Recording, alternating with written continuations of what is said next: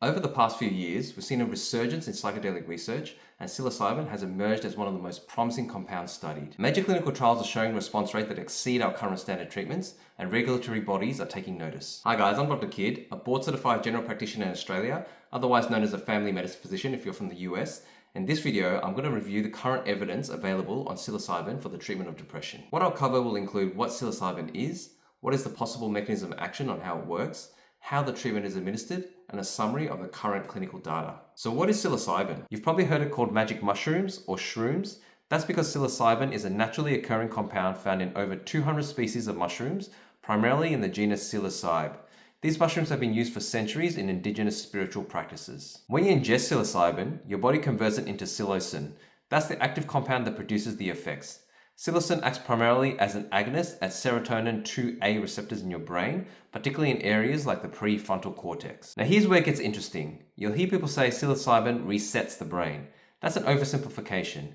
What's actually happening is neuroplasticity, the brain's ability to form new neural connections. In depression, certain neural circuits get locked into rigid negative patterns, like a stuck record playing the same thoughts over and over.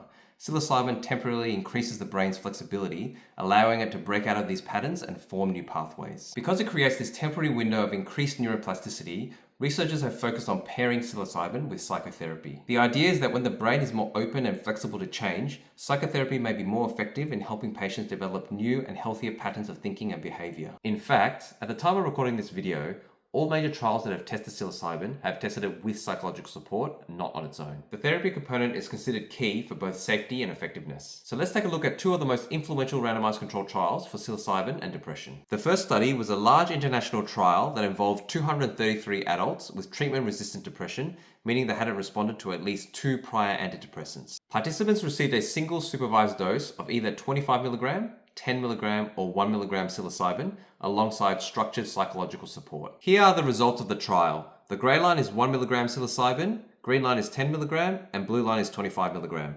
These are measuring changes in the MADRS score, which is a measure of depression. The MADRS score ranges from 0 to 60, with the higher score being a worse score. As you can see from the graph, there is a rapid response that peaks within only 2 days, and then there is some slight regression in symptoms, but the effect seems to maintain for about 12 weeks. You can also see that the 25 mg dose is significantly more potent than the 10 and 1 mg doses, and after a few weeks, there is virtually no difference between 10 mg and 1 mg doses. The second study was a US-based trial of 104 adults with major depressive disorder. Participants either received a 25 mg psilocybin dose or niacin, which is a vitamin, which is used as a placebo. Both groups also received psychotherapy. This is the graph of the results of the study. Again, this study shows a relatively rapid response, almost immediate, and peak effects appear to occur around 8 days. In this trial, there does not seem to be any loss of efficacy for up to 43 days. Now, these results look good, but there are some limitations of these studies. The first limitation is that there's only been a few hundred patients that have been studied. We need more patients to be more confident of the results. A second limitation is that we do not have any data after 12 weeks. Therefore, we do not know how long the sustained effects are and whether more doses are required. Another limitation is that a lot of the patients that were taking the 1 mg dose in the first study or the niacin dose in the second study, so basically the placebo group, knew they were getting the placebo because of minimal or no psychoactive effects. This means that a lot of these patients were not truly blinded, and this can introduce significant bias into the results. A last limitation is that the first study had 92% of their patients being Caucasian, so we cannot automatically extrapolate this to other ethnic groups. There is a more recent trial that has yet to be published called the Compass Pathways Phase 3 trial.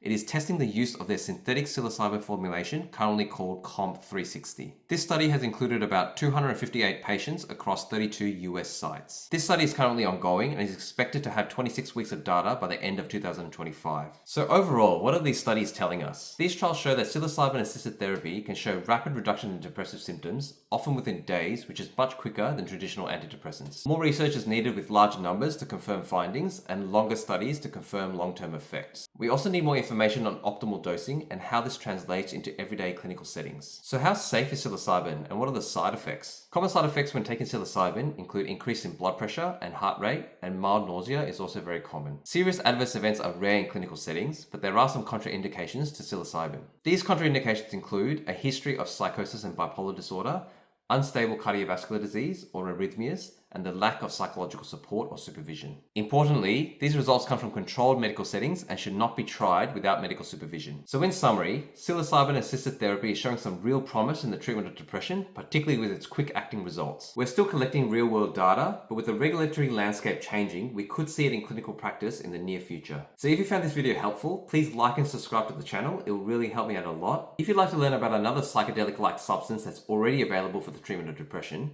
check out this video here on esketamine, and I'll see you in the next video.